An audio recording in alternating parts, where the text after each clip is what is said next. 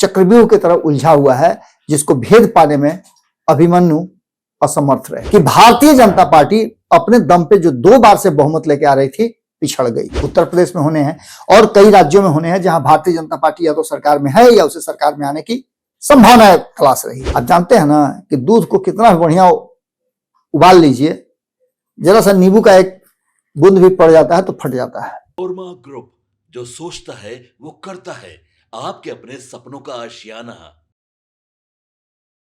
बटोगे तो कटोगे, यहीं से शुरुआत हुई थी हिंदुत्व वोटों को जोड़ने के लिए, और ये शुरुआत उत्तर प्रदेश में योगी आदित्यनाथ ने किया था।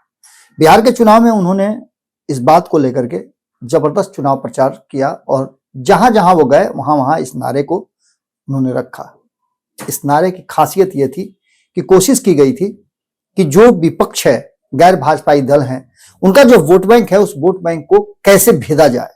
इसके लिए जातीय समीकरण को तोड़ करके हिंदुत्व वाले एजेंडे पर काम शुरू हुआ था। नमस्कार, इनसाइड स्टोरी में हम आपका बहुत बहुत स्वागत करते हैं। आज के इनसाइड स्टोरी में सिर्फ इतनी ही बात नहीं है, बात नीतीश कुमार से शुरू होगी और जो नीतीश कुमार ने गैर भाजपाई दलों को एकजुट किया था, बात वहां तक आएगी और एक बार फिर से जो संभावनाएं हैं उस पर चर्चा होगी। लेकिन उससे पहले, जैसा कि आपको पता है कि बाबा बानी आ तो नहीं रहा है, ऐसे में उन 2 लाइनों से मैं शुरुआत करूंगा कि मालिश पालिश चमकावे से असर ना होला। मालिश पालिश चमकावे से असर ना होला, जे जैसन रहेला आईना उसने दिखावेला।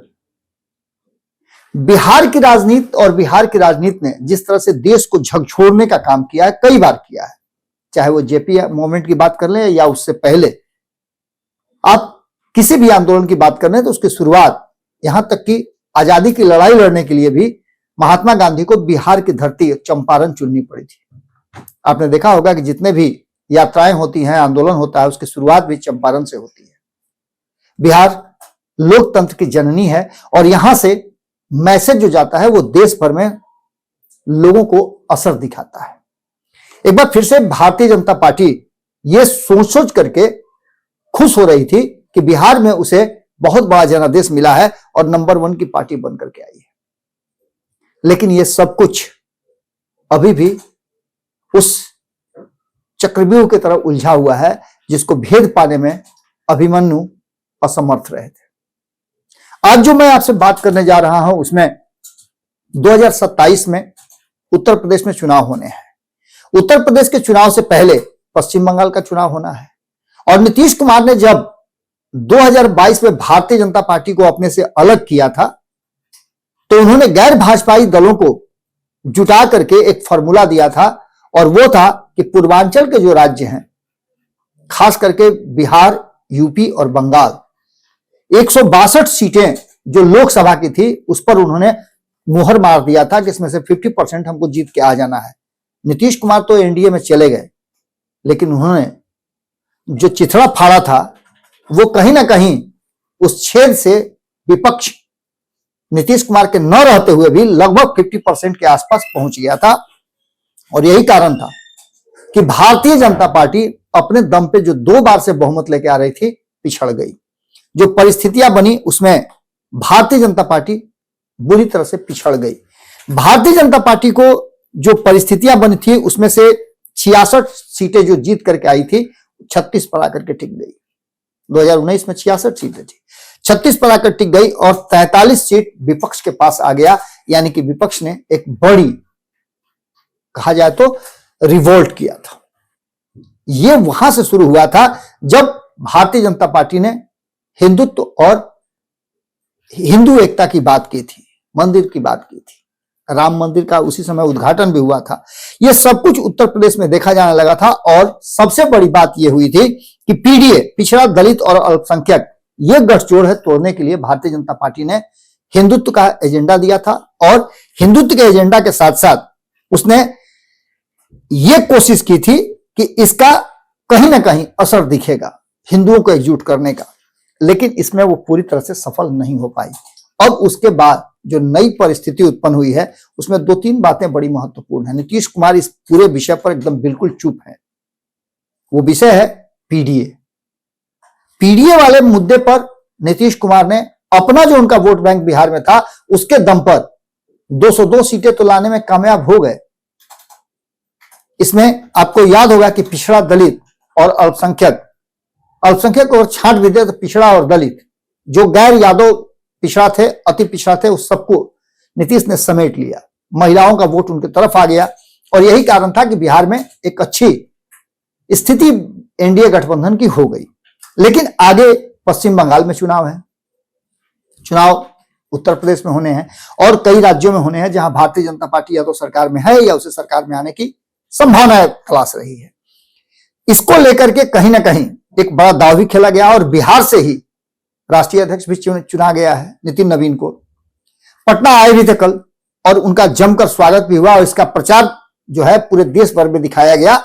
इसको बहुत ज्यादा हाइप करके दिखाने की कोशिश की जा रही है। लेकिन इन सब के बावजूद जो वर्तमान परिस्थिति है उसमें यूपी में हिंदू वोटों को जो ताकत है वो बहुत बड़ी है। लेकिन इसमें आप जानते हैं ना कि दूध को कितना बढ़िया उबाल लीजिए, जरा सा नींबू का एक बूंद भी पड़ जाता है तो फट जाता है। उसी तरह से सवर्णों को फाड़ने का काम जो है खुद अपने पैर पे कुल्हाड़ी भारतीय जनता पार्टी ने मारा है। उसे लगता था कि वो हिंदुत्व के नाम पर, अगड़ा पिछड़ा के नाम पर काम कर लेगी, लेकिन जैसे ही यूजीसी कानून आया उसके बाद से भारतीय जनता पार्टी बैकफुट पर है। सवर्ण नाराज हैं, जो उसके कोर वोटर हैं कि आपने ये क्या कर दिया, आपने तो हमारे बच्चों का भविष्य ही बर्बाद कर दिया। इसको लेकर के कई एपिसोड आपने देखे होंगे, कई सवर्ण समाज के लोगों का इस्तीफा भी आपने देखा होगा और भी कई तरह की बातें देखी होगी। मामला कोर्ट में चला गया है, अब इस पर ज्यादा बहस करने की जरूरत भी नहीं है। कोर्ट ने भी जो बातें कही है कि इस पर समीक्षा की जरूरत है। अब ऐसी स्थिति में भारतीय जनता पार्टी का यह तो दांव बड़ी उल्टा पड़ गया है और इसका खामियाजा भारतीय जनता पार्टी को भुगतना पड़ेगा, जिसमें सबसे बड़ा रोल नीतीश कुमार निभा सकते हैं, जो चुप्पी साधे हुए हैं। जो वर्तमान स्थिति है उसमें उत्तर प्रदेश में 21.3% जो है वो सवर्ण समाज के लोग हैं, दलित 25% हैं, पिछड़े 53% हैं और एसटी 0.70% है। अब इसको लेकर के आरएसएस को बटोगे तो कटेगा वाला नारा तो पसंद आया, लेकिन जिस तरीके से ये सब कुछ देखने को मिला 2026 में विश्वविद्यालय अनुदान आयोग का जो ये फरमान जारी हुआ, इसमें सवर्ण अलग और बाकी के लोग अलग हो गए। ये लड़ाई पूरी तरह से अगड़ा बनाम पिछड़ा की हो गई और इस लड़ाई में भारतीय जनता पार्टी दोनों तरफ से पिसा रही है।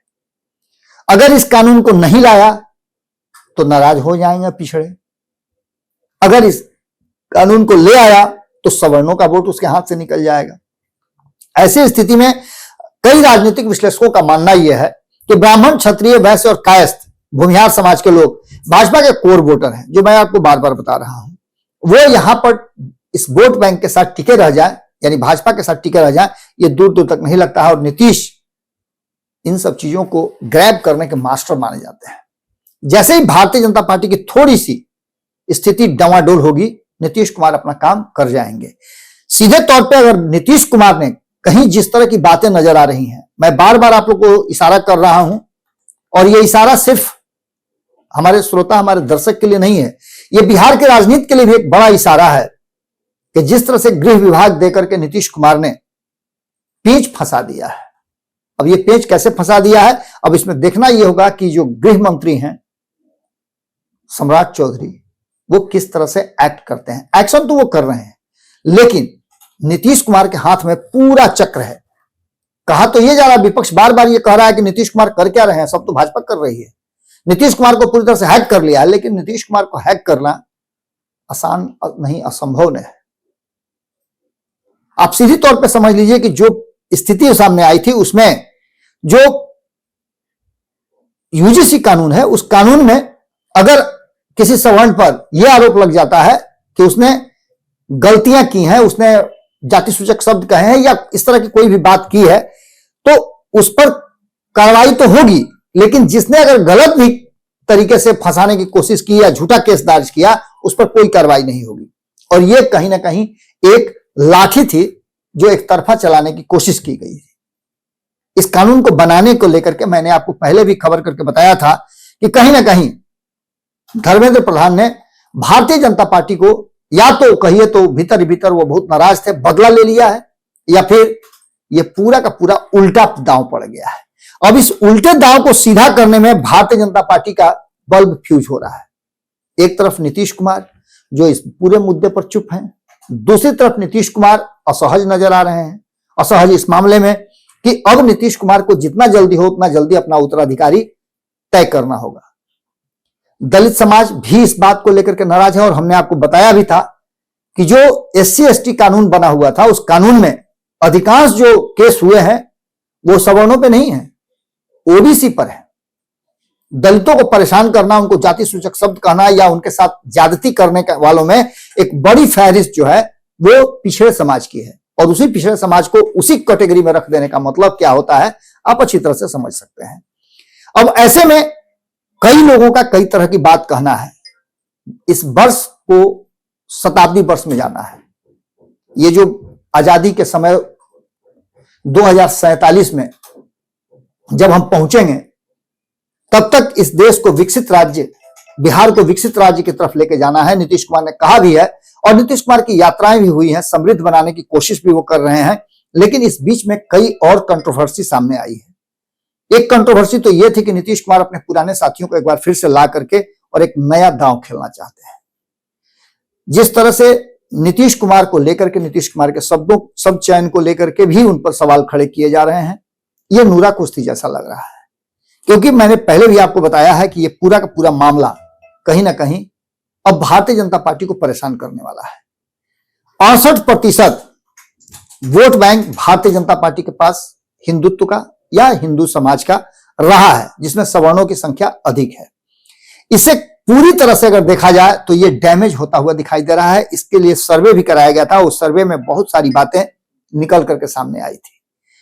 कॉलेज में इक्वलिटी अपॉर्चुनिटी सेंटर EOC बनाने की घोषणा इसमें है। इसमें EOC पिछड़े और वंचित छात्रों की पढ़ाई, फीस और भेदभाव से जुड़ी मदद करेगा, यह भी लोगों का मानना है। हर कॉलेज में इक्विटी कमेटी यानी समता समिति बनेगी, यह भी ठीक है, यहां तक किसी को कोई दिक्कत नहीं है। भेदभाव रोकना, कमेटी के अध्यक्ष कॉलेज के प्रमुख होंगे। इसके बाद कमेटी मेंबर SC/ST, OBC, महिला और दिव्यांग होंगे। कार्यकाल 2 साल का होगा। जो चयनित लोग होंगे उनका हर कॉलेज में इक्वलिटी स्क्वाड होगा। भेदभाव पर इस पर नजर रखी जाएगी। 24 घंटे में मीटिंग करनी होगी।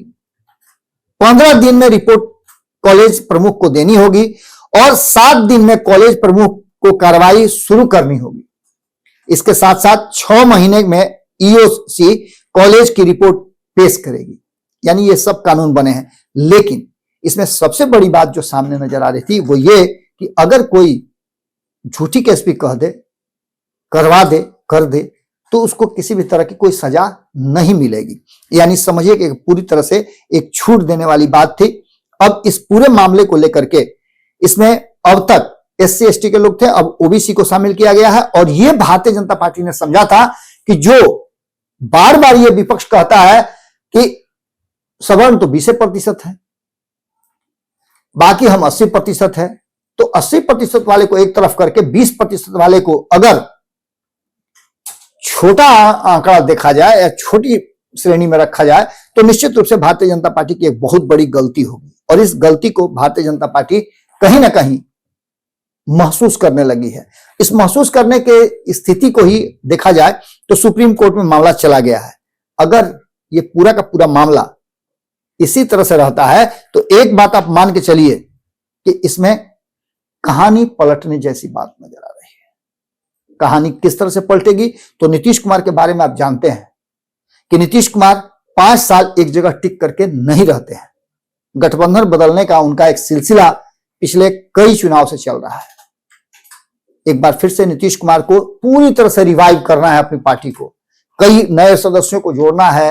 बेटा को लाने की बात की जा रही है। कहा जा रहा है कि निशांत जल्दी ही आ सकते हैं। ये सभी बातें और दूसरी तरफ भारतीय जनता पार्टी की बढ़ती ताकत, दोनों पर लगाम अगर ब्रेक लगाने की बात होगी तो नीतीश से बेहतर कोई नहीं होगा। और ये भारतीय जनता पार्टी को अच्छी तरह से समझ रही है। नीतीश अपने होशो हवास में अगर ये कर देते हैं तो कोई अतिशयोक्ति नहीं होगी। लेकिन एक बात तय मान के चलिए कि बंगाल और उत्तर प्रदेश अगर हाथ से निकलता है तो बिहार की भूमिका उसमें बड़ी होगी। यानी बिहार हाथ से निकला तो बंगाल और यूपी भी हाथ से निकल सकता है। 2024 में नीतीश कुमार ने यह करके दिखाया है। नीतीश कुमार ने 162 का आंकड़ा तय किया था और आप उंगली पर गिन लीजिए कि 43 सीटें जीत करके उत्तर प्रदेश में आई है। ममता बनर्जी ने भी 30 से ऊपर 38 सीटें लगभग जीता है। तो वहीं बिहार में आप 12 सीटों को घटा दीजिए तो बाकी सभी सीटें जो हैं 40 में से 28 सीटें विपक्ष के पास है। नीतीश अपने मकसद में 2024 में कामयाब हो गए थे और आगे अगर नीतीश कुमार कहीं अगर पलटी मार गए तो भारतीय जनता पार्टी के लिए मुश्किलें खड़ी कर देंगे। देखना दिलचस्प होगा कि क्या कुछ निकल के आता है। बिहार की राजनीति निश्चित रूप से एक अनिश्चितता की तरफ खड़ी है। अभी भी भले ही सीटों के आंकड़ों में एनडीए गठबंधन पूरी तरह से मजबूत है, लेकिन जिस तरह से सत्ता पक्ष के लोग ही अपने ही सरकार पर उंगली उठा रहे हैं या उस पर सवाल पूछ रहे हैं, ये कहीं ना कहीं कुछ कहानी तो जरूर कह रहा है। जुड़े रहिए भारत लाइव के साथ। इनसाइड स्टोरी में हम आपसे यही विदा लेते हैं। आपके पास भी कोई विचार हो, कुछ कहना चाहते हैं तो कमेंट बॉक्स में अपनी राय जरूर दीजिएगा। बहुत बहुत धन्यवाद। आपके सपनों को हमने सजाया है, ई होम्स पैनोरामा को हमने बनाया है। ई होम्स मेरा एक सपना था जिसपे मैं पिछले 4 साल से काम कर रहा था। हमने जो बनाया है वो सबने है माना। ई होम्स पैनोरामा में हो आपका भी आशियाना। और फाइनली हमने 2021 में इस प्रोजेक्ट को लॉन्च किया। बहुत लोग अप्रिशिएट कर रहे हैं कि पूर्णिया जैसे शहर में, बिहार के, एक तो बिहार की बात करें उसमें भी पूर्णिया जैसे छोटे जगह में इस तरह का लाइफस्टाइल देना, ये सुन के हम लोगों को बहुत अच्छा लगता है। ई होम्स में हमने कुछ और भी किया है, जैसे हम जिस जगह में रह रहे हैं हमारे फैमिली सिक्योर हो, उनको सिक्योरिटी का ध्यान में रखा है। आपकी सुविधा और सुरक्षा आपके लिए खास है, ये आपका विश्वास है। इसमें आर्टिफिशियल इंटेलिजेंस का 7 लेयर सिक्योरिटी का हमने इस्तेमाल किया है। लस ग्रीन कैंपस को बनाया है। यदि हमारा बाउंड्री वाल है तो वो वर्टिकल गार्डन है। ये जितनी भी फैसिलिटी होता है एक इंटरनेशनल टाउनशिप में ई होम्स है, ये हम लोग विश्वास नहीं कर पा रहे हैं। जो भी हमारे मित्र दोस्त या जो भी हमारे बाहर के बाहर आते हैं तो हम लोगों को बहुत अच्छा सुनने को मिलता है और बहुत अच्छा क्रेडिट मिल रहा है। वो सारा हमने सिर्फ एक बिल्डिंग नहीं बनाया, हमें एक बहुत अच्छा लाइफस्टाइल दिया ई होम्स में, और मेरा एक सपना था जिसको मैं आज फुलफिल होते हुए देख रहा हूँ। ये आपका आवास है। ई होम्स पैनोरामा में अब आपका निवास है। E Homes Panorama, luxurious lifestyle redefined. Panorama group, जो सोचता है वो करता है। अगर ये वीडियो पसंद आई और वह बिहार के राजनीति और बिहारियत से सरोकार रखेनी तो सब्सक्राइब बटन दबा के चैनल के सब्सक्राइब कर ली। ओजे एगो घंटी बा, ओकरा बटन दबा देला से कुल सटीक और मारक खबर रुआ मुफ्त में मिल जाई। अगर रुआ पत्रकारिता के हमनी के नया प्रयोग में सहयोग कर चाहतानी तो ज्वाइन बटन दबा दी। पेटीएम नंबर नोट कर ली 9386816700।